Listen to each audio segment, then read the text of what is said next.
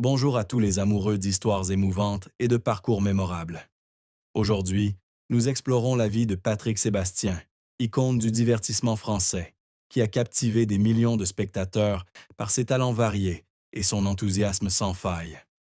Des scènes les plus brillantes aux recoins les plus méconnus. Son histoire est un tableau haut en couleurs de gloire, de deuil et d'amour. Si cette histoire vous intéresse, n'oubliez pas de cliquer sur la cloche et de vous abonner à la chaîne pour suivre d'autres vidéos intéressantes. C'est parti! Au cours de son parcours de 7 décennies, Patrick Sébastien a vécu une douleur profonde qui l'a marqué à jamais. La perte de son fils aîné, Sébastien Bouteau, dans un accident de moto en 1990. Sébastien n'avait que 19 ans à l'époque. Un jeune homme plein de vie, aux rêves et aux ambitions encore inassouvis. Patrick, alors au sommet de sa carrière dans des émissions populaires sur TF1, a subi un coup dur.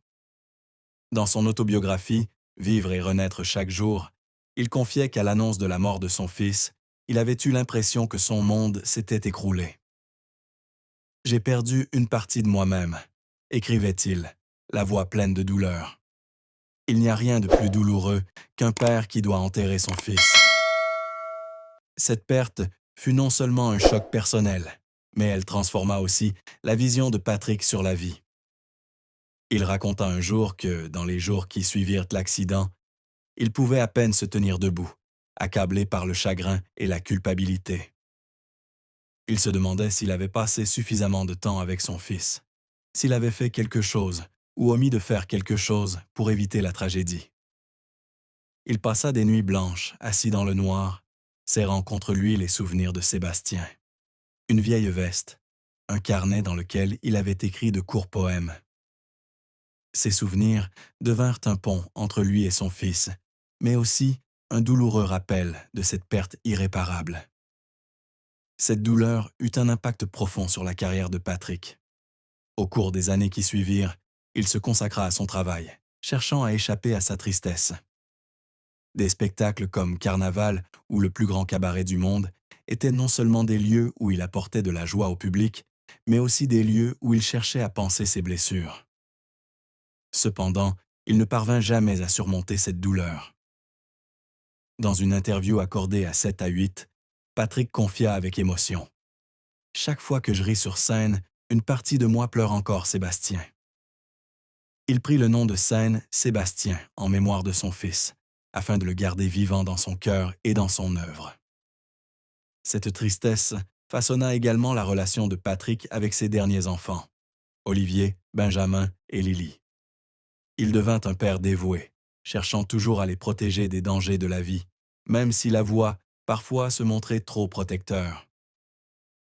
La perte de Sébastien a non seulement marqué un chapitre douloureux dans la vie de Patrick, mais l'a aussi motivé à vivre pleinement, à se donner à fond, comme si chaque jour était l'occasion de faire ce que son fils n'avait plus la chance de faire. Patrick Sébastien a connu plusieurs mariages, mais sa relation avec Nathalie Bouteau, qu'il a épousée en 1998, a été l'une des plus marquantes. Ils se sont rencontrés en 1992, lors d'un mariage à Vince, dans le sud de la France, où Patrick était invité à présenter une émission.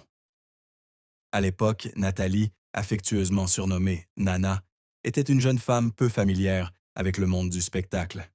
Elle tenait un petit restaurant et ignorait totalement que Patrick était une star de la télévision. Dans une interview accordée à Paris Match en 2009, Nathalie se souvient que sa première impression de Patrick n'avait pas été très bonne. Je le trouvais arrogant. Il ne s'intéressait qu'à mes amis. Patrick a également admis qu'il ne l'attirait pas au départ, mais que ce sont des circonstances difficiles qui les ont rapprochés. Tous deux souffraient de blessures émotionnelles lorsqu'ils se sont rencontrés. Patrick venait de perdre son fils Sébastien dans un accident de moto et Nathalie vivait la douleur de ne pas pouvoir avoir d'enfant. C'est ce traumatisme commun qui a créé un lien particulier. Nous nous sommes guéris l'un l'autre, confiait Patrick. Un an plus tard, Nathalie quittait son emploi dans la restauration pour s'installer à Paris, devenant le bras droit de Patrick dans la gestion de ses sociétés de production, dont Magic TV.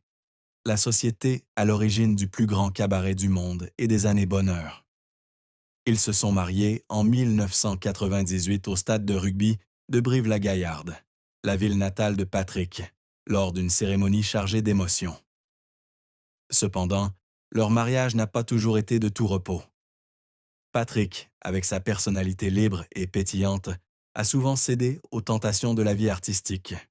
Il l'a un jour admis dans